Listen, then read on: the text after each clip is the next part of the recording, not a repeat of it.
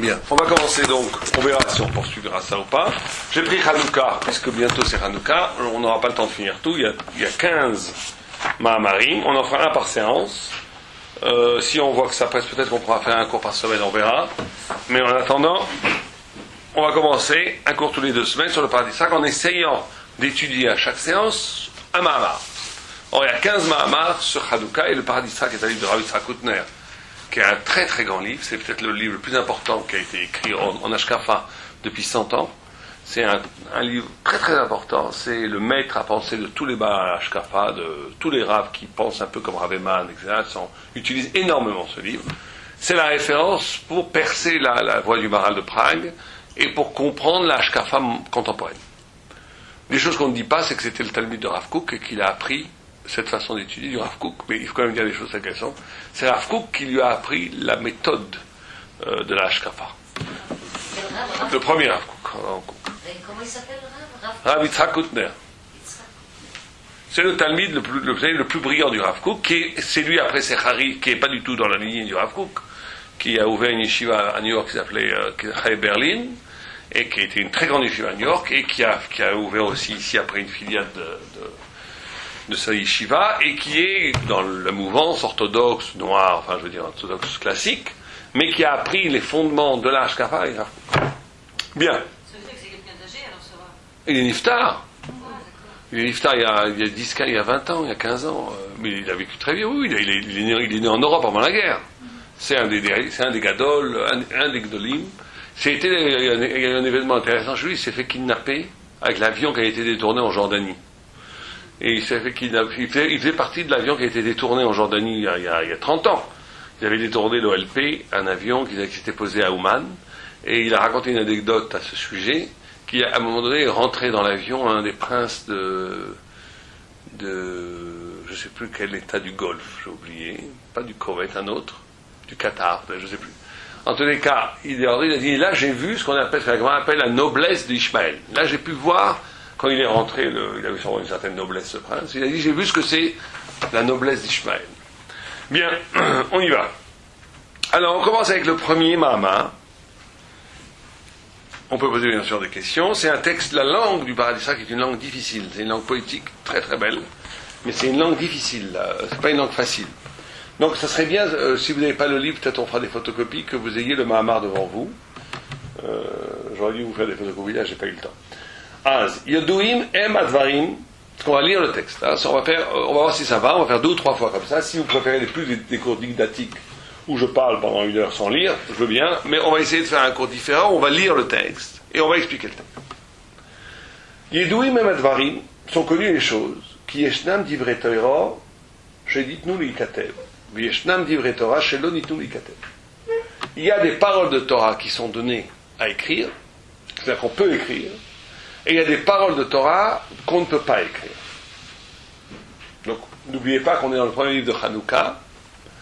Tout Hanouka va tourner autour du combat d'Israël et de la Grèce.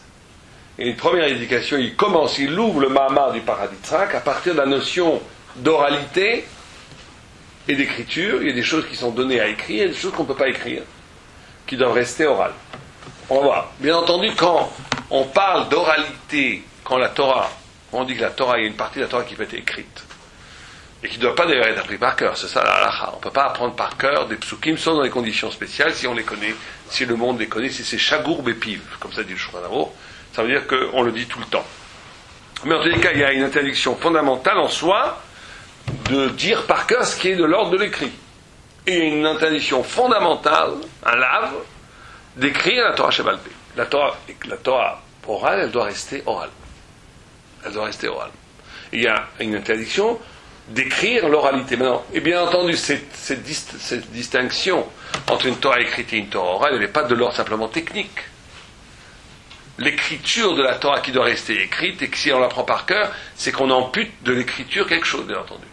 Et l'oralité de la Torah orale qui doit rester orale, c'est qu'il y a une spécificité dans l'oralité, dans le balpé, qui, si elle est écrite, retranscrite par l'écriture, va amputer la Torah. Il y aurait donc quelque chose de l'ordre de l'écriture qui est fondamental, de l'ordre de la parole qui est fondamentale.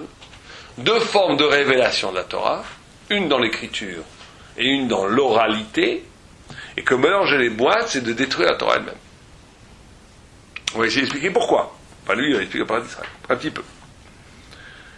Tov, b'lechoiro, chalukah zo ena mishtayechet ela benogea leshem Torah bilvad. À première vue, cette différence, c'est que Torah écrit Torah orale, qu'il y a deux sortes de Torah. Mais, il dit, ela, chez Iyun Yoma, dans la Gemara Yoma, Daf Haftet, Nimshela Esther le Shachar.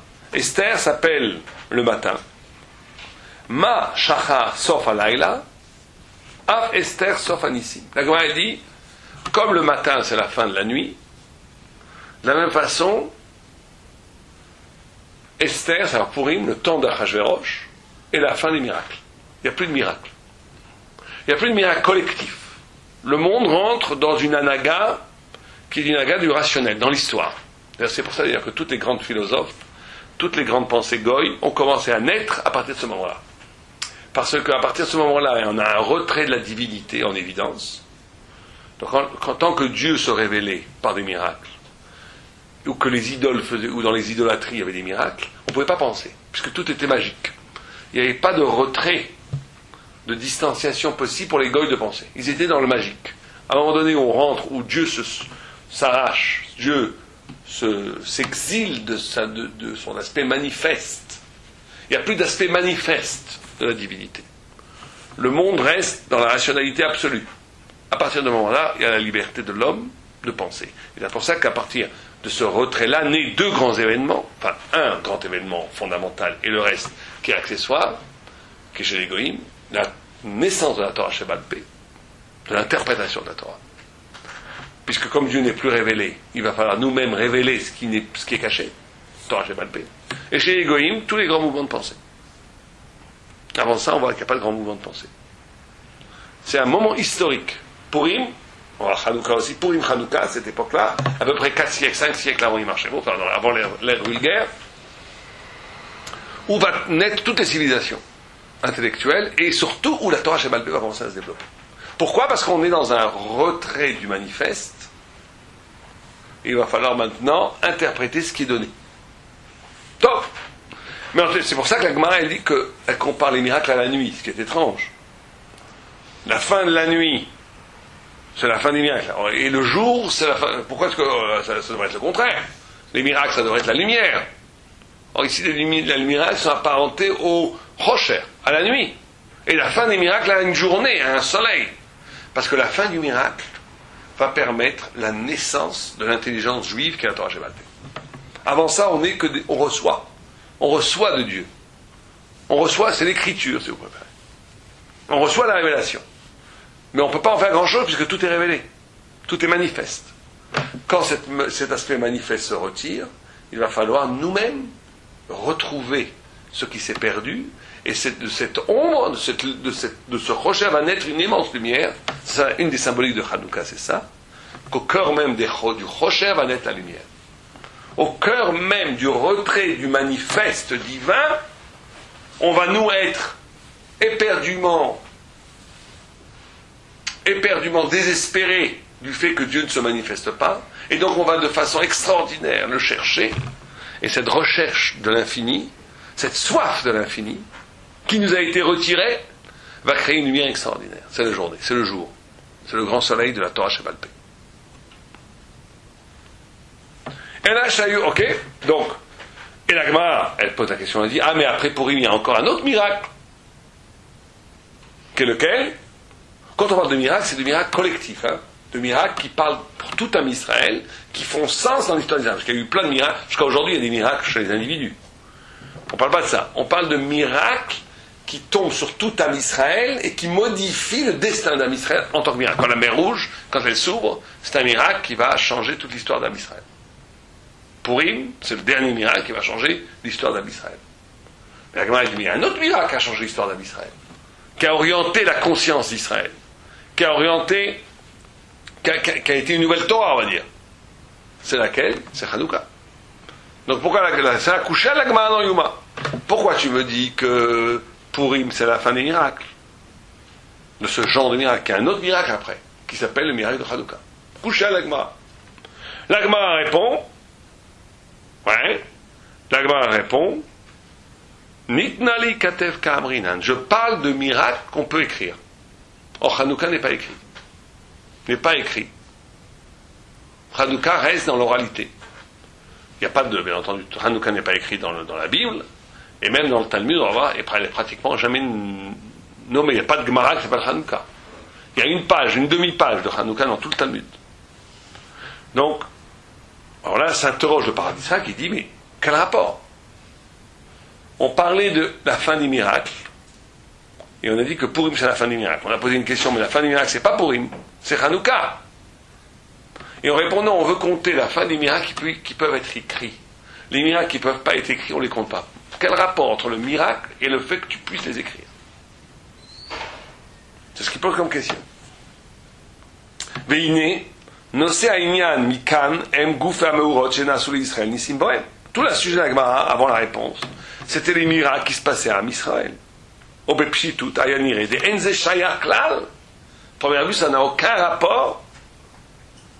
Le netina leikatev avec le sujet, est-ce que c'est donné pour être écrit ou pas? Quel rapport entre le fait que tu peux retracer par écrit l'histoire de Purim et que tu ne peux pas retracer par écrit l'histoire de Hanouka, et que cette différence-là fait qu'on ne peut pas mettre Hanouka dans la liste des miracles qui influencent tout à Israël? Quel rapport? C'est sa question. Ken? Il dit, Ubevadaï da Kavanaï, des divrei Torah ashayachim le nes Hanouka, l'onitali katev. Toute la Torah qui va sortir de Hanouka, toute la Torah qui va sortir du nes de Hanouka, est une Torah qui n'est pas donnée à l'écriture, qui est donnée à l'oralité.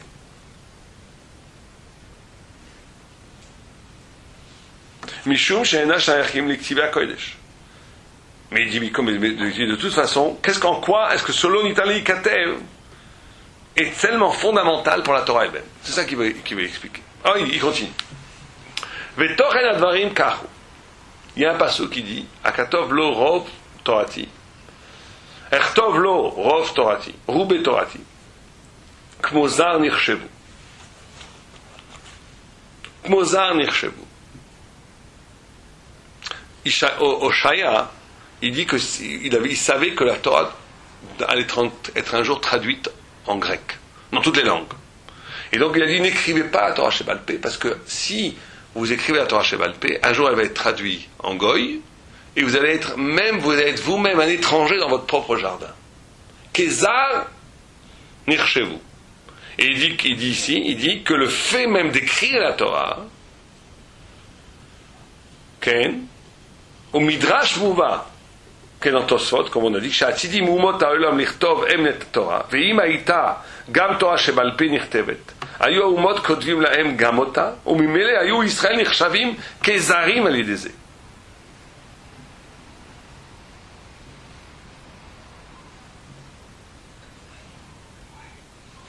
En d'autres termes, ici on a une idée, c'est le début peut-être même de Hanouka, que toute écriture de la Torah induit qu'on devient étranger à la Torah. Alors c'est quoi cette idée-là? Qu'est-ce qu'il veut nous dire par là? Alors ça c'est une idée très très importante. L'idée c'est que dès que il y a la Torah, c'est pas que du concept. La Torah c'est pas que des idées. Il y a autour des idées, autour des svarot que la Torah elle dit, il y a tout un monde qui n'est pas visible, on va dire. Il y a toute une dimension qui n'est pas de l'ordre de l'exprimable, qui se partage, mais qui ne peut pas être traduite. Dès qu'elle est traduite, elle est réduite. Dès que tu traduis ça, ou même dès que tu l'exprimes, c'est réduit. On pourrait passer des heures à expliquer ce que c'est Shabbat. Il y a quelque chose dans l'expérience du Shabbat qui ne peut pas être dit. Dans l'expérience, il y a un goût, un parfum, une odeur spirituelle, je parle, un goût spirituel, quelque chose dans le Shabbat qui ne peut être partagé qu'entre Neshama juive. Or, le grand problème de tout concept, de toute écriture, quand on parle d'écriture ici, c'est-à-dire de dire l'idée, de rédiger l'idée, et donc de toute traduction. Le grand problème de toute traduction et de toute écriture, c'est qu'elle expose des choses, et qu'elle devient universelle par cette exposition. N'importe qui, pour le monde entier, 1 plus 1 font 2. Que vous soyez juif, goy, indien et tout, 1 plus 1 font 2. Et ça, c'est quelque chose qui est partagé par tout le monde. Dans la dimension 1 plus, dans la vérité, 1 plus 1 font 2, il n'y a plus de différence entre le goy et le juif. Il n'y a pas de différence entre le goy et le juif. Quand tu dis 1 plus 1 font 2, tout le monde le comprend, tout le monde est égal. Il y a une égalité face à un concept qui est exprimé clairement. 1 plus 1 font 2, c'est vrai pour tout le monde. Et 1 plus 1 font 2, ça ne change pas que tu sois juif, africain, ce que vous voulez. 1 plus 1 font 2, c'est une vérité universelle. Maintenant, dès que tu vas traduire, dès que tu vas exposer la Torah en idée, d'où le grand problème d'écrire. C'est pour ça qu'il y a des rabbinim qui ne vous ont jamais voulu écrire. Et il y a d'autres rabbinim qui écrivaient et qui brûlaient leurs livres.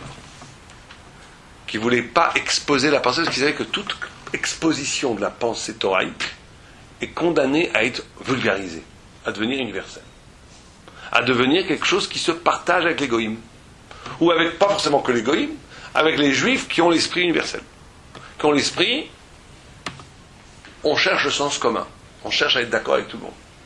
Vous savez, ça c'est l'horreur. Les gens de plus en plus essaient de dire, mais la Torah aussi, il y a du communisme, c'est le communisme à la mode. Et la Torah aussi, il y a des droits de l'homme. Et dans la Torah aussi, c'est-à-dire qu'on essaie que la Torah devienne le lieu du partage de tout le monde. Alors que la Torah, c'est exactement le contraire. La Torah, c'est le lieu de l'impartageable. C'est pas partageable. C'est l'élection. C'est le lieu de... Quand on dit Am Ségoula, c'est pas simplement que Dieu il a pris un peuple, il l'a mis de côté, il a dit voilà, c'est mon peuple. C'est pas du tout ça. Am Ségoula, c'est-à-dire qu'il a un rapport avec la vérité qui lui est propre, qui n'est pas partageable en première instance, et qui, paradoxalement, et peut-être parce que ce n'est pas partageable, c'est cette particularité qui va sauver le monde. Donc c'est universel, parce que dès que je fais une mitzvah, je sauve le monde. Donc chaque goy a intérêt que je fasse une mitzvah. Je travaille pas que pour moi, je travaille surtout pas pour mon petit salut. Je travaille même pas que pour le salut d'Am Israël, je travaille pour le salut du monde. Quand je fais une mitzvah, quand je fais la Torah, je rédime le monde. Je sauve le monde de la mort. Je sauve le monde de la destruction. C'est pour ça que le Rambam il dit que chaque juif doit considérer le monde Chetzizaka et Chetzichaya, moitié méritant, moitié coupable. Et que moi-même je dois me considérer comme moitié-moitié. Et que chaque fois que je fais une mitzvah, je sauve le monde. Et que chaque fois que je fais une avéra, je détruis le monde.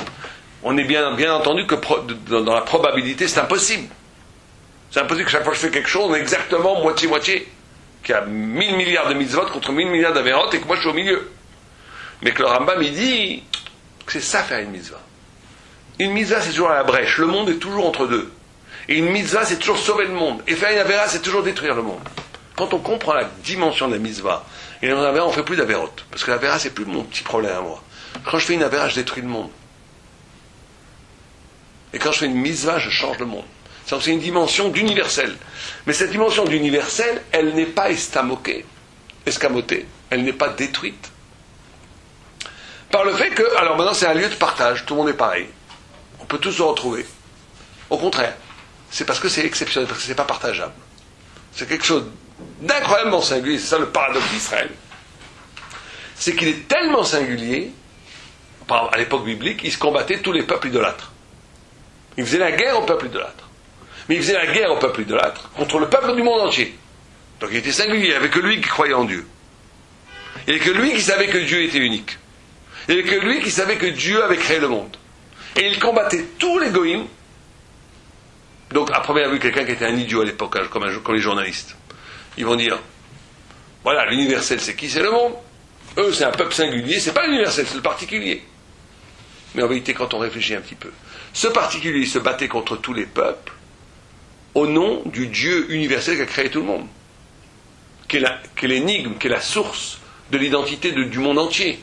Donc en vérité, en respectant leur singularité, en respectant que nous portons la vérité, et qu'elle n'est pas partageable, parce que dès qu'on va vous donner Dieu, vous allez en faire, il marchait bon. C'est exactement ça qui s'est passé dans l'histoire. Dès qu'on donne aux goïms l'idée de Dieu, ils en font une idole, comme dit Rachi, un élil. Donc c'est pas partageable. Donc on va rester singulier, on va rester nous-mêmes. Contre vous. Mais ce contre vous est aussi pour vous. Parce que contre vous, c'est pour vous sauver. On se bat contre vous parce qu'on incarne, on porte, nous, le secret de votre vrai vous-même. Vous êtes créé à l'image de Dieu. Vous comprenez cette idée paradoxale, que c'est en même temps très singulier, pas partageable, et que c'est en même temps la chose, c'est en même temps le lieu du plus vrai universel. C'est ça, Israël. Vous comprenez cette idée? C'est très important. C'est qu'en même temps, et chaque mitzvah, aujourd'hui c'est plus confus, parce qu'aujourd'hui la notion de Dieu, Baruch Hashem, elle s'est généralisée. L'idolâtrie est beaucoup plus subtile. L'idolâtrie n'est plus tellement dans adorer des sapins ou des montagnes, mais elle est dans un rapport à Dieu. Dans le monde des goïms, c'est un rapport idolâtre au Dieu de vérité. Mais on doit continuer toujours à avoir ce combat où notre façon de vivre la Torah, qui n'est pas partageable. Comment? Dieu s'est généralisé. L'idée de Dieu s'est généralisée. Les chrétiens croient en Dieu. Les musulmans croient en Dieu. Mais quel Dieu? Ils croient en Dieu, ils croient en Dieu un qui a créé le monde. Cette idée mais il faut bien comprendre qu'au temps de la Torah, pendant des siècles, des dizaines de siècles, au moins pendant 10 siècles, de Abraham, qui est à peu près, Abraham c'est 2000 ans, c'est l'an 2000, ouais, donc Abraham c'est il y a 3500 ans. Donc de Abraham jusqu'à à peu près, pendant 1500 ans, au moins, il n'y avait qu'un Israël qui savait que Dieu était unique. Et toutes les autres peuplades étaient des peuplades qui croyaient aux idoles. Donc c'était clair. Nous portons la vérité, Dieu, et cette vérité, elle est unique, elle est incompréhensible pour les autres hommes, parce qu'à l'époque, les autres hommes, c'était de la folie de croire en un Dieu unique. Le Romain, il y a une histoire, le général romain, j'ai oublié son nom, qui est rentré dans le temple, il marchait haut, il a osé rentrer dans le temple, enfin, il ne savait pas le pauvre. Il est rentré dans le temple. Non, c'est Vespasien? Non. Non, c'est pas Vespasien, c'est avant. Vespasien, c'est juste avant. Vespasien, non, c'est pas rien. Vespasien, c'est juste avant. C'est pas un empereur, c'est un général. C'est pas un empereur. Vespasien, c'est juste avant Titus. Donc Vespasien, c'est celui qui a conquis Jérusalem, et après Titus est venu la détruire. Mais on parle bien avant, on parle à peu près 60 ans avant. Le premier, avant ça, ils avaient déjà conquis, ils sont rentrés dans le temple. Et quand ils sont rentrés dans le temple, il n'en revenait pas. Il était très impressionné, le goy. Où est leur Dieu? Ils cherchaient l'idole. C'était impossible pour eux qu'il n'y avait pas une représentation. Il faut bien comprendre que cette idée de l'abstraction de la divinité, c'était une aberration spirituelle pendant des dizaines de siècles. Parce qu'on n'a pas le temps d'en parler maintenant, parce que l'idolâtrie, c'est... Et ils ont raison, les idolâtres, au niveau de Pachou. Nous, c'est un chidouche extraordinaire. Ils disent, comment tu peux avoir une relation avec quelque chose qui n'existe pas? C'est ça la ta'ana de l'idolâtre. Il dit, comment tu peux avoir une relation avec quelque chose qu'on ne voit pas? Si ça ne voit pas, ça n'existe pas. Donc c'est pas impossible, c'est n'importe quoi. Imaginez un homme assis à table Shabbat qui parle à sa femme. Ma chérie, veux-tu du vin encore? Et qui commence à lui dire ce que tu veux, du pain. Tu le vois comme ça. Qu'est-ce que tu dis que ce bonhomme il est?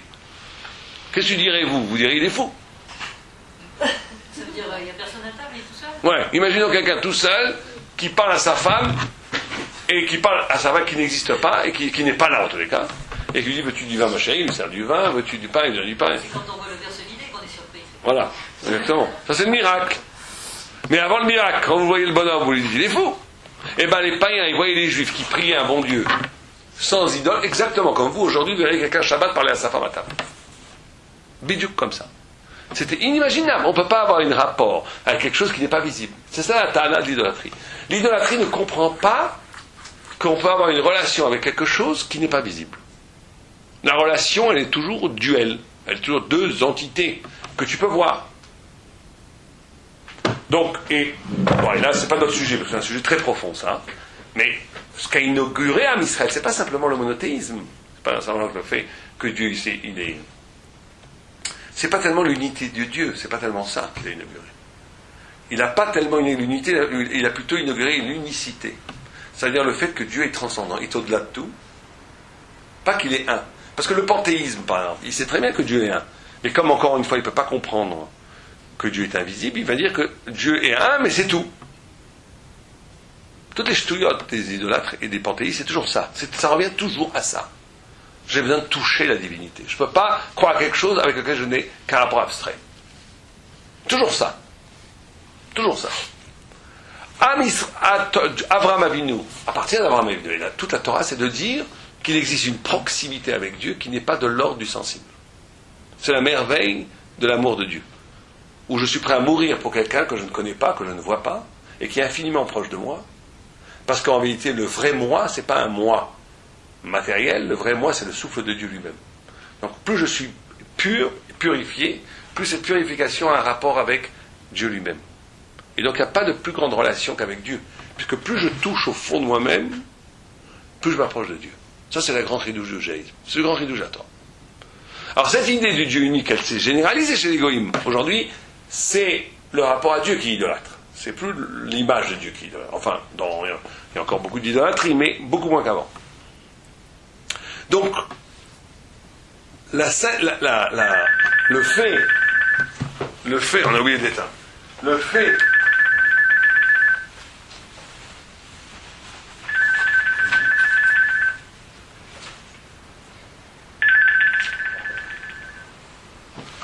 donc il ne fallait pas.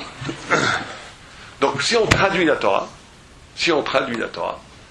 ou même si on écrit la Torah chez Birtam, on risque de traduire la Torah en concept, en idée, partageable, en concept, en histoire qui devient l'histoire de tous, en quelque chose qui est partageable, qui devient universel. Le faux universel, le mauvais universel, l'universel qui est de l'ordre de la culture. Et donc moi-même juif, je deviens étranger dans mon propre jardin, comme dit le Passouk. Une des fonctions essentielles de l'oralité de la Torah Shebaal Peh, c'est que l'oralité de la Torah, elle permet de garder cette singularité du peuple juif qui n'est pas partageable. Et qui est essentielle au judaïsme, essentielle à la Torah. Dès qu'on a une Torah, et malheureusement certains l'ont, qui est une Torah une Torah qui est en idée acceptable par tous, c'est plus la Torah. C'est plus la Torah. La Torah, elle doit par définition d'être incompréhensible à l'esprit du commun. C'est ce que ça le pshat que la Gemara dit. Dat Amaretz Afour la Torah. Dat Amaretz Afour la Torah. Le Amaretz, il est le contraire de la Torah. Qu'est-ce qu'est le Amaretz? On ne parle pas d'un imbécile. On parle de celui qui pense selon le Haaretz. Celui qui pense selon les voies du monde. Le monde qui va comme il va. C'est le contraire de la Torah. Parce que la Torah, elle est de cette irruption d'un autre ordre dans le monde. C'est pour ça que la Torah est éminemment révolutionnaire, au sens où elle introduit dans le monde une dimension qui renverse le monde. Quand la Torah a été donnée, tout le monde a été voir Bilam. Ils n'ont pas dit, tu vois, c'est bizarre, ils ont dit, le monde est en train de mourir, de détruire. Ils ont cru que le déluge revenait, tous. Et Bilam les a calmés en leur disant, non, vous en faites pas, c'est Dieu qui donne la Torah à son peuple. Mais c'est pas innocent, on ne parle pas ici d'imbécilité, c'est des midrash.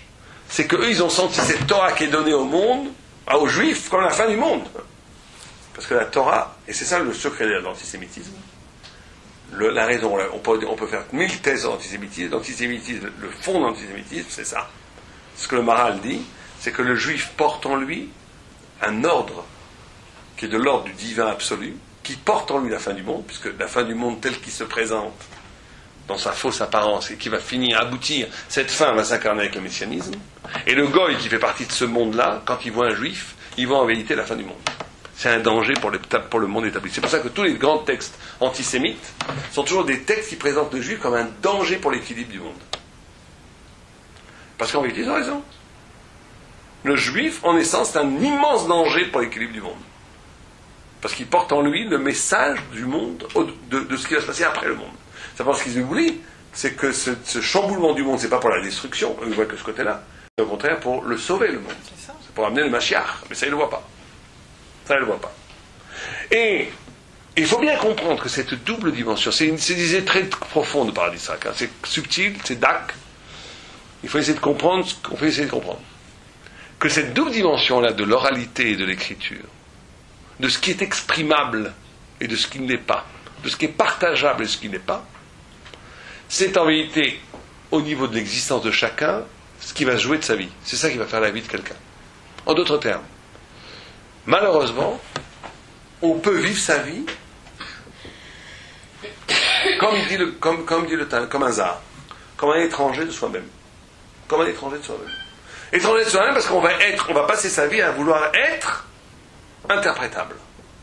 C'est-à-dire qu'on va appeler ça, on va passer sa vie à pouvoir être compris par les autres.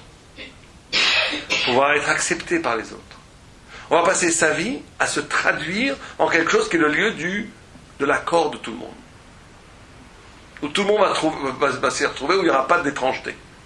Or, une des choses fondamentales qui est demandée à un Ben Torah ou une Bat Torah, c'est qu'il y a une dimension en soi qui est irréductible, qui n'est pas partageable. Une dimension secrète en chacun qui ne se partage pas, qui est ma relation avec Dieu. Ma relation intime avec Dieu, qui elle n'est pas de l'ordre du partageable. Que personne ne peut toucher, que personne ne peut comprendre. Bien entendu qu'il faut un espace convivial, qu'une personne doit être capable de donner, de partager, d'être avec l'autre, mais elle est avec l'autre, pas sur la modalité de se conformer à comment on doit être, mais elle est avec l'autre comme une Am Israël est avec les peuples. Elle est avec l'autre parce que plus elle est elle-même, plus elle est des autres. Plus elle est véritablement elle-même, plus en vérité elle est une source de lumière pour les autres. C'est ça que le texte nous apprend ici. C'est cette dynamique-là entre le rapport et le non-rapport. Vous savez que c'est dans la Torah elle-même, ça. La Torah elle-même, c'est comme ça. La Gemara, elle nous dit que... La Torah, elle nous dit que, vous savez que... le Harizal, surtout, explique cette notion de Lavan. Vous savez que dans la Torah, la Gemara, elle, la Halacha nous dit que si vous avez un Sefer Torah où il manque, où 2 lettres se touchent, il n'est plus cachère. Pour tout le Sefer Torah, il se touche. Pourquoi il n'est plus cachère? Qu'est-ce qu'on s'en fiche que 2 lettres se touchent? Qu'est-ce que ça enlève en quoi? Qu'une lettre soit coupée en 2, je comprends. C'est plus vraiment une lettre. Mais si 2 lettres se touchent, c'est plus la chair. Pourquoi? Les commentateurs nous disent parce que ce qui manque, c'est le blanc. Et que le blanc est constitutif du texte autant que le noir. Le blanc est constitutif du texte autant que le noir. Et le blanc, nous dit le Harizal, c'est le Loven, ce qu'on appelle le Loven Haelion. Loven Haelion. C'est l'infini. D'ailleurs, c'est comme ça, c'est Agapé qui dit que Lavan, le beau-père de Jacob, était cette dimension de Loven. C'est pour ça que le Loven, le blanc, la notion de blanc, c'est la notion d'infinie possibilité. Quelque chose qui est blanc, il y a une infinie possibilité d'écrire. Tant que le texte est blanc, j'ai rien écrit. Non, je peux encore tout écrire tant que c'est blanc. C'est la notion de l'infini possible. L'infini possible. L'inépuisable promesse du sens.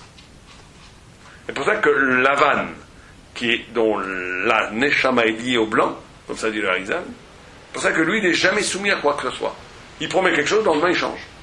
Après-demain, il dit autre chose. J'avais dit ça. Alors ça, c'est un escroc. Mais c'est l'escroc, il est escroc parce qu'il ne peut jamais s'engager, lui. Parce qu'il ne peut pas s'engager. C'est un Neshama, c'est le Lavan. Le Lavan, il n'est jamais défini. Il est toujours possible. Tout est possible. Donc si on l'exploite mal, tout est possible. Je ne me suis jamais engagé. Comme ça, le Harizal dit que le Lavan, c'est le Lovan Haelion de la Torah. Donc le blanc de la Torah, c'est l'infini possible.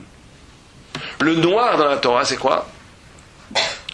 C'est la loi circonscrite, ce qu'on te dit.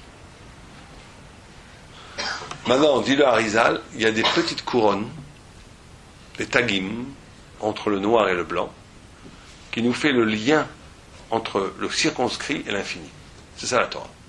C'est-à-dire que même quand je dis quelque chose, et que c'est tout à fait circonscrit, tu ne tueras point, tu ne tueras point.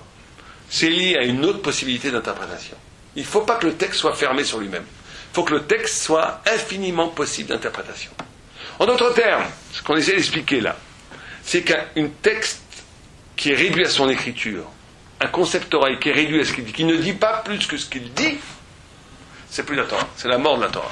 La Torah, c'est toujours un texte qui en même temps dit quelque chose de très précis, mais qui tout en gardant cette précision, reste riche d'une infinie possibilité d'interprétation. Et ça, c'est l'oralité. C'est ça qui rend ce parfum dont on parlait du texte, ce goût du texte, cette résonance orale du texte, cette intraduisibilité du texte, ce fait qu'on ne peut pas le partager avec les goïms. Ce secret du texte, c'est ce qui permet l'infinie interprétation possible du texte. Et dès qu'on réduit quelque chose à un concept fermé, tu aimeras ton prochain comme toi-même, c'est quoi? Bien entendu, c'est l'amour avec l'autre. Tu as réduit ça à un petit truc cateau, hein. C'est vite à tuer. Il faut le laisser avec 1000 interprétations. Pourquoi écrira? Pourquoi écrira? Ça c'est qu'en hébreu, on ne peut pas le traduire. Pourquoi le prochain il viendra? Et pourquoi c'est l'amour de l'autre, du mal. Donc 1000 interprétations possibles sur un texte. Parce qu'on lui garde son parfum d'impartageable, de secret. Ça doit rester en hébreu. Ça doit rester avec toute cette connotation qui n'est pas de l'ordre de l'universel. On ne peut pas. Ça devient universel parce que justement, par intensité, ça devient universel. Pas parce que c'est un universel, parce que ça fait tellement sens que c'est le secret, ça peut sauver tout le monde. Mais tu ne peux pas le traduire en termes généraux. C'est fini, c'est plus la Torah, tu le traduis en termes généraux. Si tu fais la Torah, si tu fais des 10 commandements, des principes des droits de l'homme, c'est fini. Tu as tué la Torah. Tu ne peux pas traduire la Torah en termes acceptables pour tout le monde. La Torah doit rester une énigme. Même pour nous, elle doit rester une énigme. Plus on avance, plus ça doit être mystérieux. On comprend plein. Mais plus on avance, plus ça doit être profond. Ça, c'est ce qu'il nous dit. On continue.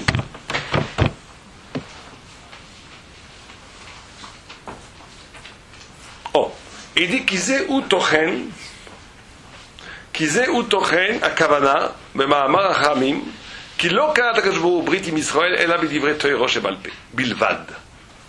Sur ça, c'est le pshat que Dieu il a fait une alliance avec Am Israël qu'à propos de la Torah שבעל פה. שנאמר כי על פי דבורים האלה, à partir de ces paroles-là, על פי דברים האלה, קראתי איתך ברית. J'ai fait avec toi une alliance. כלומר, כל ברית כוללת בתוכה גם את מניעת השייכות של כל אלה שאינם נכנסים לתוך הברית. C'est très important ça. Il dit, toute alliance doit inclure l'impossibilité d'autres de rentrer dans cette alliance. Il n'y a pas d'alliance si cette alliance est ouverte à tout le monde. L'alliance, le lien qu'on a avec Dieu est quelque chose, encore une fois, qui n'est tellement pas partageable, mais l'alliance parce que c'est pas partageable. Vous comprenez? La brite est brite parce qu'elle n'est pas partageable. La brite que j'ai avec Hachem, elle est brite parce que les autres ne peuvent pas rentrer dedans.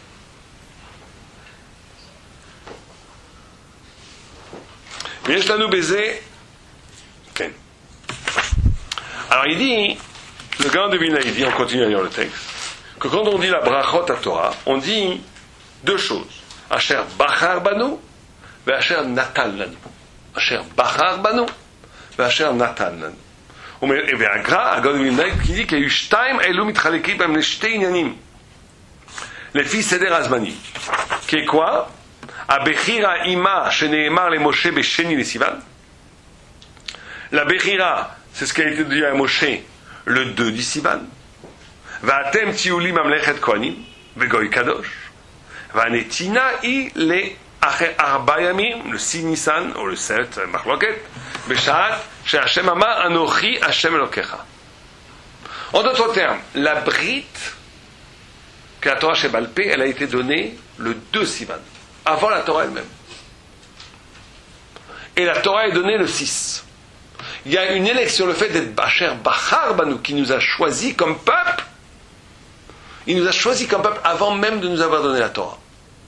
Il y a deux moments. Il y a un moment où on est choisi comme peuple, avant même d'avoir reçu la Torah. Il y a un deuxième moment où on reçoit la Torah qui incarne le fait de cette élection. Mais avant même de recevoir la Torah qui incarne l'élection, on est élu, on est choisi. Et ce choix passe par une brite qui est tu n'écriras pas la Torah שבעל פה. C'est le 2 qui nous a été dit tu n'écriras pas la Torah שבעל פה.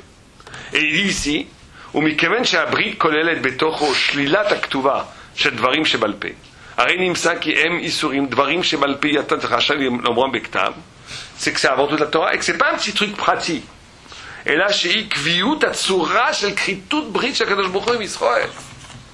Le fait de ne pas écrire la Torah שבעל פה, c'est la forme de l'alliance qu'on a avec Am Israël, avec Dieu. Que Am Israël a avec Dieu.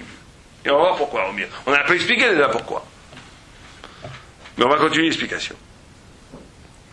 C'est pour ça aussi, il dit aussi une des choses, c'est pour ça que quand même qu'on a été obligé d'écrire la Torah שבעל פה, quand moment il écrit et la sorte la chaîne ta forêt Torati, quand la Torah שבעל פה allait se perdre et qu'on a été obligé d'écrire, elle a été écrite de façon qu'elle revendique l'oralité. On ne peut pas étudier un Talmud sans qu'il n'y ait pas de discussion. C'est pour ça que dans les Mishnayot il manque des choses. C'est pour ça qu'il y a Chasre Mechusro, qu'il y a une sorte de bilboul, pour que ce ne soit pas un texte dont l'écriture est forgée de façon définitive. L'écriture de la Torah שבעל פה est écrite, parce qu'on a écrit la Torah שבעל פה, on a enfreint la brite. Mais on a enfreint parce qu'on était obligé, comme dit Être là, sans Hachem, c'est le moment de faire pour Dieu, renverser ma Torah. Et donc, au IIe siècle de l'ère vulgaire, et au VIe siècle, on a écrit la Michel Agma, qui a été en vérité une catastrophe, puisque ça a été une écriture de la... Mais si on n'avait pas fait ça, on aurait perdu la Torah Shebaal Peh. Il n'y avait plus les structures pour garder cette Torah Shebaal Peh. On était chassés de la terre, etc. Mais on l'a écrit d'une certaine façon que ça reste la Torah Shebaal Peh. C'est pour ça que le Talmud est la seule chose que les Goïms n'ont pas pu prendre. Les Goïms, ils ont tout pris. Ils ont pris la Kabbalah, ils ont pris le Chumash, j'ai entendu, la Bible, n'en parlons pas. Ils ont la Kabbalah énormément. Toute la mystique Goï, elle vient de la Kabbalah, toute.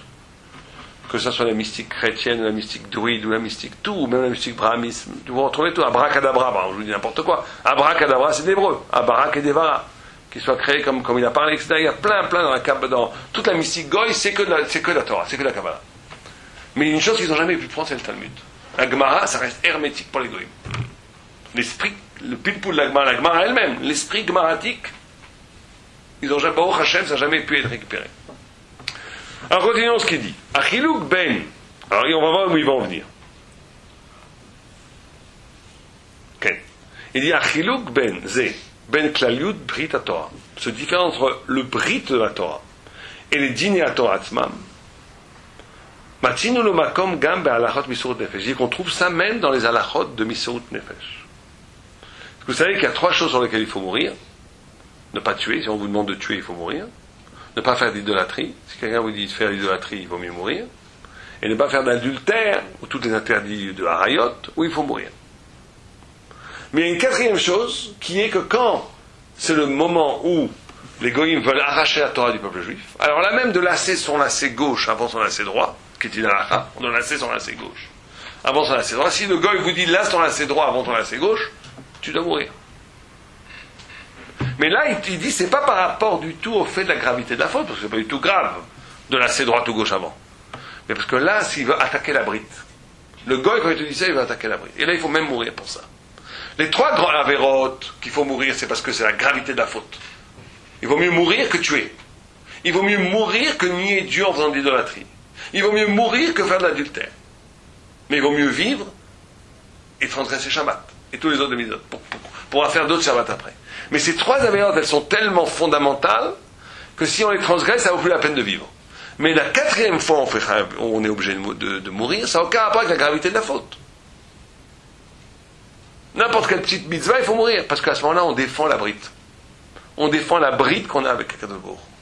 On défend l'alliance qu'on a avec Akadosh Baruch. Bon, alors il dit comme ça. C'est là où on touche au point le plus important.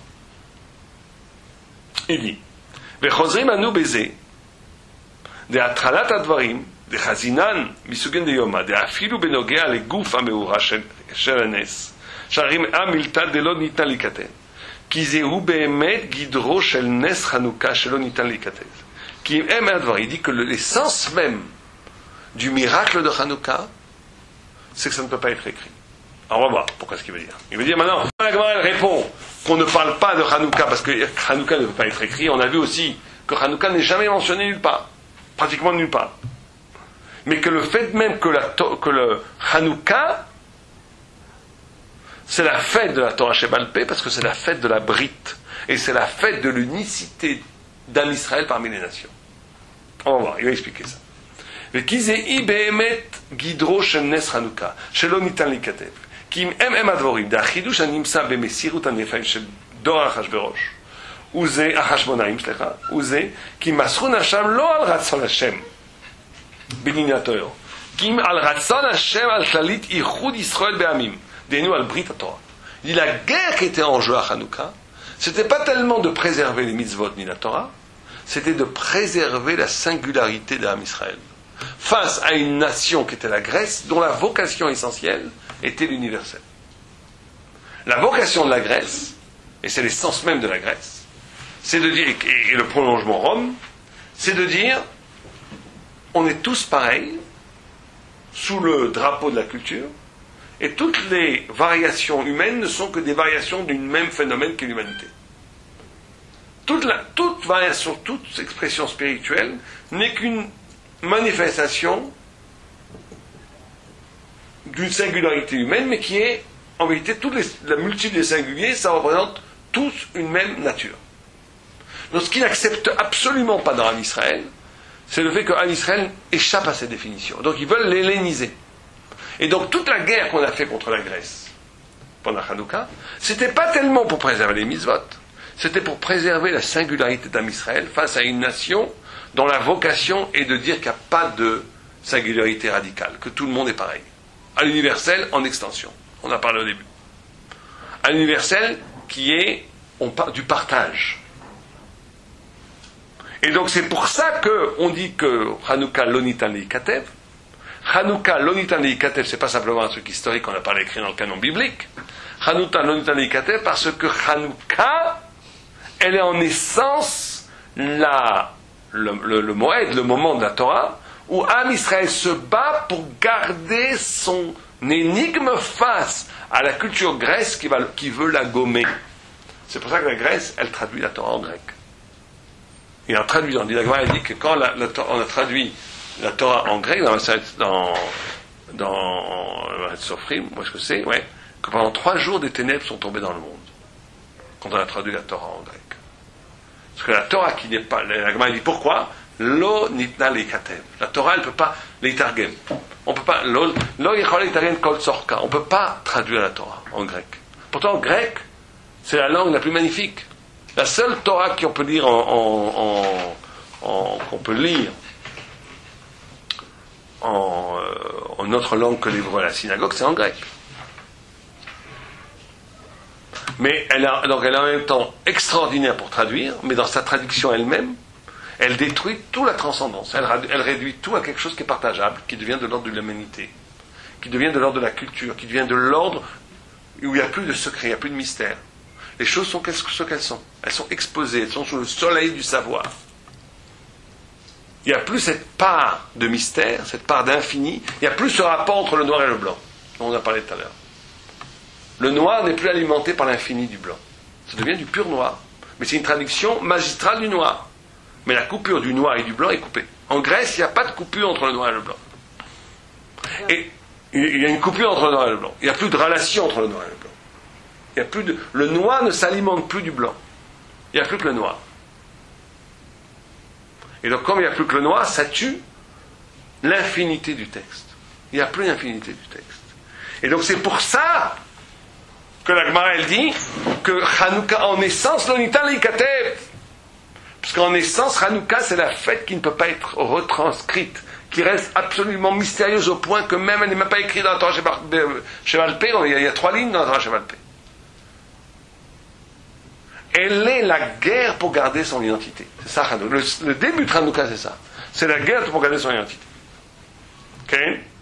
Au mimele, kinae bekiae, ki meura, moed Hanouka,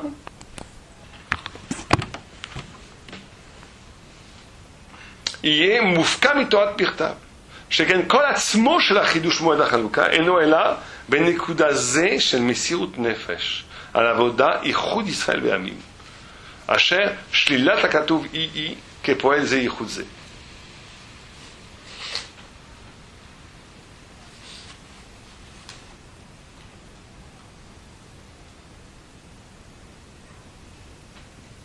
Et c'est pour cela qu'il dit que ובני חנוכה באו העניין הזה לידי השמטת גמורה, מפני שאורה של בני חנוכה הוא אור שנתגלה על ידי מסירות נפש על אורת מניעת כתיבתם של דבורים שבעל פה.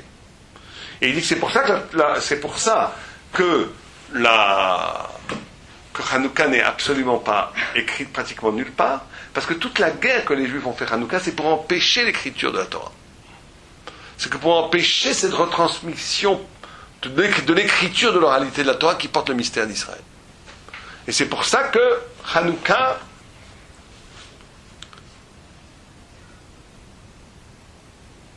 est un ordre de miracles qui n'a aucun rapport avec les autres miracles. C'est pour ça que la Gemara elle disait, jusqu'à les miracles se sont finis à pourrir, on va dire, ah oui, Hanouka c'est un autre ordre de miracles. C'est une Misorut Nefesh qui ne vient pas sur la Torah elle-même, mais une Misorut Nefesh qui vient pour garder la singularité d'Israël. En d'autres termes, il y a 2 brites, 2 alliances. Il y a une alliance dans la Torah elle-même, dans les mitzvot elles-mêmes, et il y a une alliance dans le fait même que cette Torah, elle est absolument singulière au peuple juif, qu'elle n'est pas partagée avec les autres. Hanouka, c'est la fête de l'élection d'Israël. C'est pour ça qu'elle n'est pas l'onitan likatev. L'onitan likatev, c'est-à-dire on ne peut pas la retranscrire. C'est quelque chose qui est de l'ordre de l'indisible, c'est quelque chose du blanc. C'est comme si c'était presque du blanc pur, Hanouka. C'est la lumière, c'est cette lumière de l'infini qu'on a à Hanouka. C'est pas la lumière du noir. Les autres fêtes, c'est la lumière du noir. C'est la lumière du noir qui s'alimente du blanc. C'est la lumière de ce qui est exprimé dans les lettres. Alors que Hanouka, c'est la lumière de ce qui n'est pas exprimé dans les lettres. C'est la lumière de ce qui est caché. De ce qui se donne. C'est un Misserut Nefesh. On apprend de là qu'il faut faire du Misserut Nefesh. Il faut se donner pour ça. Tu ne peux pas l'avoir comme ça. Tu ne peux pas l'avoir comme ça. Pour avoir cette dimension de mystère, cette dimension de surplus, pour être capable d'alimenter sa vie effective de cet infini, il faut un Misserut Nefesh. Il faut être capable de sacrifier. C'est un sacrifice. Il faut donner. Il faut donner de soi-même pour mériter cet infini qu'alimente le fini. On est obligé de donner. De donner des choses qui sont de l'ordre de... C'est vrai que cette idée-là, c'est une idée... Il est très... pratiquement plus personne ne le fait aujourd'hui. Mais, à part les tzadikim. Mais c'est très important de traduire sa vie en termes métaphysiques. De traduire sa vie en termes de Torah. Très très important. C'est-à-dire que c'est pas que la Torah est dehors et que moi je vis de la Torah et que j'essaie de m'approcher. Ta vie, la Torah, c'est comment Dieu se manifeste dans le monde à partir du peuple juif. C'est ça la Torah. Ouais, toute la Torah c'est quoi? C'est pas des concepts philosophiques. La Torah, c'est comment Dieu se manifeste à travers Israël. Ça commence avec Abraham, Isaac, Jacob, c'est pour ça qu'il y a toute une Torah qu'on ne connaît pas. Quel est le sens de la Torah depuis la fermeture du canon biblique jusqu'à maintenant? Quel est le sens thoraïque de la Shoah? Personne ne le sait. Parce qu'il n'y a pas de prophète pour nous le dire. C'est le Mashiach qui va nous le dire. Quel est le sens thoraïque de l'Inquisition? Personne ne le sait. Quel est le sens thoraïque du sionisme? Personne ne le sait. C'est pour ça qu'il y a des marloquettes, pour ça qu'on ne sait pas très bien. Il n'y a pas de révélation sur ça. Mais il y a une révélation qui va être dite au temps du Messie. La Torah, c'est ça. Mais nous-mêmes, chaque juif est un morceau de Torah vivant. Puisque chaque juif fait partie d'Am Israël. Et que Dieu se manifeste à travers l'histoire d'Am Israël. Mais Dieu se manifeste à travers l'histoire de chaque juif. Simplement, nous, on n'a pas la conscience de cette grandeur. Qu'on est une plume et de l'encre qu'écrit la Torah d'Israël. Je vous donne un exemple très frappant. Là, c'est un exemple fabuleux. Comment les gens peuvent incarner des dimensions extraordinaires. Vous savez que les 10 grands rabbins, les 10 grands Tanaïm qui ont été brûlés vifs, c'était la capara, c'est connu, c'est la capara pour les 10 frères qu'ont vendu Yosef. C'était les Gilgulim. Rabbi Akiva, Rabbi Ishmael, Rabbi Gamliel, tous les immenses Rabbi Yehuda, qui sont morts torturés par les Romains, c'était des caparas pour la vente de Yosef. Comme le faute du veau d'or, c'est la source de tous les péchés par rapport à Dieu, la vente de Yosef, c'est la source de tous les péchés par rapport au prochain. Dans la Torah, il y a 2 grandes sources du mal, des péchés. Egel Hazahav, c'est la source. C'est là où on prend la source de tous les péchés par rapport à Dieu. Et plus que ça, tous les péchés, chaque fois que Dieu préserve, quelqu'un fait un péché par rapport à Dieu, que chacun fait une petite avéra de se raser à rasoir à main, toutes les avérotes qu'il peut y avoir, faire Chil Shabbat, Nida, tout, quand il sera puni sur Nida, sur le rasoir à main ou sur Shabbat, il va recevoir aussi un coup sur la tête à cause du Egel Hazahav. Toujours comme ça. On est puni, quand on est puni, nous, sur une petite faute, on nous punit, on nous frappe pour notre faute, mais on nous frappe aussi pour Egel Hazahav. C'est pareil pour quand on embête quelqu'un. Quand on dit la shonara sur quelqu'un, quand on insulte quelqu'un, qu'on lui fait du mal, Dieu il va vous punir parce que vous lui avez fait du mal, il va vous punir aussi pour la vente de Joseph. La vente de Joseph, c'est la source de tout le péché par rapport aux autres. Comme Egel Hazahav, c'est la source de tous les péchés par rapport à Dieu. Or, il y a une capara extraordinaire sur la vente de Joseph, c'est les 10 Tanaïm. Or, les 10 Tanaïm, qui ont été torturés et brûlés vifs par les Romains, quand on réfléchit, il y a une injustice. Combien de gens ont vendu de Yosef? Combien? 9. Pourquoi 9? Qui c'est qu'il n'y avait pas? Yosef, il ne fait pas partie du compte, il est vendu. Il y avait ni Reuven, ni Binyamin. Reuven était pas là, Binyamin, bien sûr, n'était pas là, donc ils étaient 9. Donc qui est le 10e? Or, les textes kabbalistiques, mais qui nous sont accessibles, nous disent que le 10e, c'est la Shrina elle-même. La Shrina elle-même. La Shrina a participé de cette histoire. La présence de Dieu. Or, qui était le 10e pour incarner la Shrina? Pas pour incarner la Shrina. Pour faire la kappa à la Shrina, c'est Rabbi Akiva. Le père et son père étaient guerres, donc d'origine goy, donc il ne faisait pas partie d'une tribu. Et donc, il avait une neshama qui ne faisait pas partie d'une tribu. Donc, il pouvait porter en lui la kapara de la Shrina. Vous vous rendez compte que ça veut dire quelqu'un qui arrive à ce niveau-là? Quelqu'un qui vit une vie qui est tellement liée à l'infini qu'il peut être la kapara de la Shrina. Eux aussi, c'était pas mal d'être la kapara des tribus et de tout un Israël. Mais c'est ça. Alors, ça, c'est des gens qui sont arrivés véritablement à transformer leur vie en Torah, leur vie en termes métaphysiques. C'est incroyable. Mais nous, on doit le faire pareil, chacun à son niveau. Notre vie doit être caractérisée par la Torah. On doit traduire notre vie en Torah et la Torah en vie. On doit traduire notre vie en Torah et on traduire la Torah qu'on étudie en notre vie. C'est ça qui nous est demandé. Sinon, on est à côté de la plaque. Si ma vie, c'est ma vie, elle est régentée par mon patron, par je sais pas qui, par la vie quotidienne, et la Torah, c'est à la synagogue de temps en temps, c'est que je suis double. Ou la Torah est extérieure, c'est pas la Torah, ça. C'est pas la Torah, c'est la religion. Il faut être capable de traduire sa vie en Torah. Ça veut dire, quand je traduire sa vie en Torah, ça veut dire comment, en quoi ma vie fait sens dans l'économie générale du peuple juif. Il faut se poser ça, il ne faut pas avoir peur de se poser cette question. En quoi ma vie quotidienne, ce que je fais maintenant actuellement, elle fait sens dans l'économie générale du peuple d'Israël depuis la création du monde jusqu'à la fin du Messie, jusqu'à la venue du Messie. En quoi j'y participe? En quoi j'y participe? Ou en quoi je suis complètement à côté de ça? Il ne faut pas avoir peur de se poser cette question, et une fois qu'on se l'est posée, de travailler enfin de... Bien entendu, on va nous demander de changer le monde, nous, mais on peut faire un petit quelque chose comme ça. Chacun, il n'y a pas de petit quelque chose. Dès que c'est la Torah, c'est l'infini. Tu touches à l'infini. Donc dès que tu fais un petit quelque chose où tu essaies de traduire ta vie en Torah, tu sauves le monde, tu sauves ta vie, et surtout tu t'inscris dans le grand parchemin de l'histoire juive qui est la Torah elle-même. Qui est la Torah, qui est la révélation divine elle-même.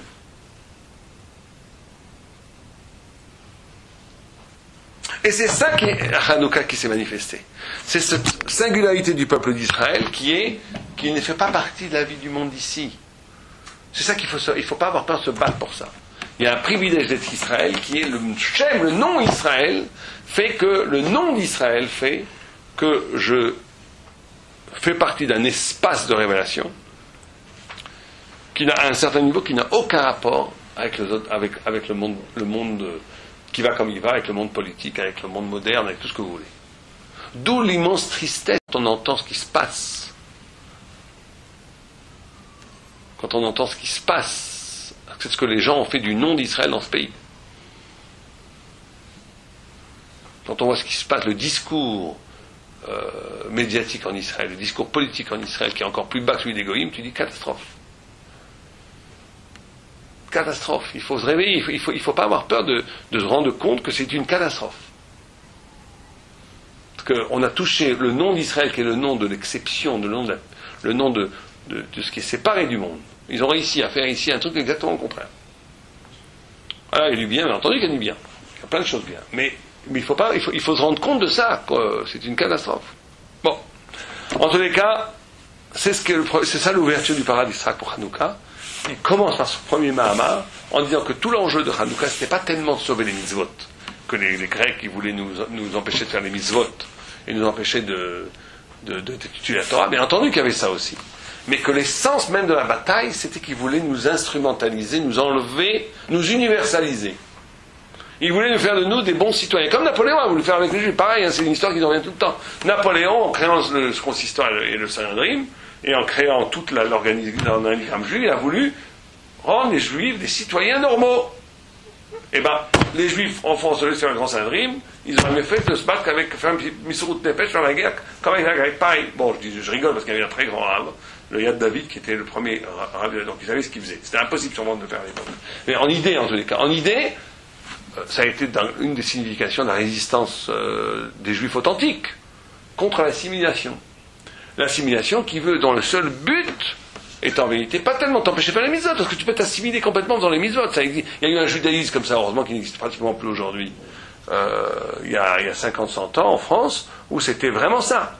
Où le rabbin, il mettait une kippa presque violette, parce que le grand rabbin, il mettait le truc parce qu'il y avait des archevêques, ils avaient une couleur spéciale, l'évêque, ils avaient une couleur, le curé, alors le grand rabbin, il mettait comme l'archevêque, c'était ridicule, vous vous rendez compte de Chilul Hashem.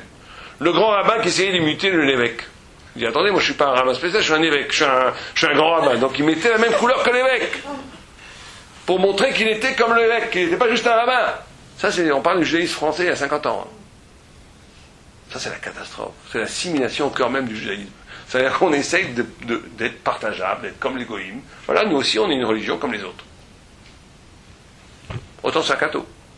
Mais c'est ça, donc, et ça vient de l'universel faux, le faux universel que les goïs essaient de nous mettre sur la tête tout le temps. Et comment certains juifs, malheureusement, sont tombés dans ce piège. Ils ont on va dire heureusement, mais Vichy a été une grande claque à avoir mis tout ça à sa place, en tous les cas. Les gens, ils ont compris que c'était pas comme ça que ça se passait. Qu'ils avaient beau vouloir s'assimiler, on voulait les massacrer. Ça a eu une prise de conscience, les gens ont compris. Oui, la Shoah, ça a été la pire chose qui est arrivée à Israël, peut-être, et on peut même pas dire parce que c'est tellement horrible, la mort de tant de gens. Mais on va pas dire le bien qui sont tout ça, mais en tous les cas, une des conséquences ça a été la reprise de conscience, c'est exceptionnel. Même chez les Chilonim. Les Chilonim ont repris conscience de l'exceptionnel d'Israël. D'ailleurs, même un peu trop. Tout le discours autour de la Shoah, c'est de dire que c'est de l'ordre de l'ineffable. Dès qu'on veut comparer un autre génocide à la Shoah, les Juifs les plus Chilonis, mariés avec des goyotes même, disent non, la Shoah c'est spécial. C'est pas comme le génocide du Rwanda où on a tué 3 millions de personnes en un an. Ils ont raison. Mais ils vivent que de ça. Ils vivent maintenant, c'est une sorte de renversement. Le Chiloni, avant, il vivait l'assimilation. Maintenant, il vit d'une autre forme d'assimilation où il exalte sa singularité d'Israël. Cette brique-là du 2 Sivan, mais sans en assumer ce qui s'est passé après le 6 Sivan, les mitzvot. Sans en assumer les mitzvot. Mais ils ont compris ça au moins. Ils ont compris qu'il y a quelque chose d'ineffable, quelque chose d'irréductible, quelque chose qui est autre que les goïms ne pourront jamais comprendre. Une sorte c'est ce qu'on appelle la Kedusha. Am Segula. Am Separa. Et c'est sur ça qu'on s'est battu à Hanouka, c'est sur ça qu'on doit continuer à se battre aujourd'hui, c'est sur ça qu'on va se battre à chaque génération, où il y aura d'immenses forces politiques, mécaniques, historiques, qui vont tout faire pour nous normaliser. Tout faire. Aujourd'hui, c'est le sionisme, j'ai pas peur de le dire. Le sionisme, aujourd'hui, est le grand élément qui veut nous normaliser. Qui veut normaliser Am Israël, qui est en train de le normaliser d'ailleurs. Avec tous les bons côtés qu'il peut y avoir. Il y a des côtés merveilleux. Même d'un côté, le fait qu'on vive en Israël, le fait même que les Juifs se marient entre eux, il y a des choses, il ne faut pas non plus nier l'extraordinaire bienfait du fait de revenir en Israël. Mais l'extraordinaire danger, problème, c'est cette normalisation horrible. Quand je dis normalisation, ça veut dire par le bas, où il n'y a plus d'exception d'Israël. La télé devient une télé nulle, les radios nulles, tout est nul, mais encore plus nul que les goïms. Pourquoi ça? Parce qu'on veut normaliser. On veut justement casser cette brite, cette exceptionnalité d'un Israël. Et sur ça, il faut le combattre. Ça, c'est une mitzvah de combattre. Misérut Nefesh, dit le paradis d'Israël. Jusqu'à la mort. Il ne faut pas avoir peur de donner sa vie contre ça. Dans tous les autres exemples qu'il y avait avant, ça venait des goïms, c'est des heures de... Bah oui, ça c'est depuis 2 siècles. Ça, c'est le Khatam Sofer qui a dit ça, que le grand chidouche de la Haskala, enfin de la mauvaise Haskala, parce qu'il y a une bonne Haskala. La mauvaise Haskala, c'est qu'avant le danger idéologique contre le juif était extérieur. Depuis 2 siècles, le siècle et demi où tout a commencé avec Mendelssohn, qui lui-même était un bonhomme très bien, à 99,9%, mais il a ouvert un mouvement qui a été un mouvement catastrophique pour l'histoire du judaïsme, qui a été le mouvement justement de réduction. Là, la grosse force de Mendelssohn, la seule chose que Mendelssohn n'a pas compris, c'est ça. Ce qu'on vient de parler. C'est très intéressant d'ailleurs. Mendelssohn, il a dit des choses formidables, c'est quelqu'un de très bien, quelqu'un de très honnête, très droit, et il avait un vrai amour d'Am Israël, un vrai amour de Torah, mais il voulait s'universaliser. Il n'avait pas compris ça, toute la scala, elle vient de ça. Il n'avait pas compris la brique du 2 Sivan. Il voulait garder le 6 Sivan sans le 2 Sivan. Ça, c'est Mendelssohn. On garde les mitzvot. Mendelssohn, il était chômé à mitzvot, mais à Rouz. Il voulait garder toutes les mitzvot, mais attention, on n'a pas besoin des singuliers pour ça. On peut être copain avec les gars, on peut rentrer dans la cité. Rentrer dans la cité. Bon, alors après, ça va nous mener trop là, on arrête là. Il y a une chose très intéressante. C'est que Rav Kook, lui, a positivé ce mouvement. De l'autre côté, lui, il dit que le messianisme, c'est quand Am Israël est capable de rentrer dans l'histoire. que la singularité d'Israël rentre dans l'histoire avec un grand H. Mais c'est vrai ça. C'est vrai. C'est Donc, pas donc, grand, mais donc c'est il vrai, disait que ça. lui, que la notion de la Scala, qui était un retour à la culture universelle, c'était pas forcément mauvais, c'était au contraire, à un moment donné, un retour du judaïsme authentique qui était dans le ghetto, qui rentre dans l'histoire des nations, qui à partir de là va pouvoir amener le Messie. Parce que ça va être la rencontre des deux. Et le sionisme, c'est pareil. C'est un Israël qui sort du ghetto pour entrer dans l'histoire des nations. Malheureusement, c'est pas ce qui s'est passé. C'est pas ce qui s'est passé.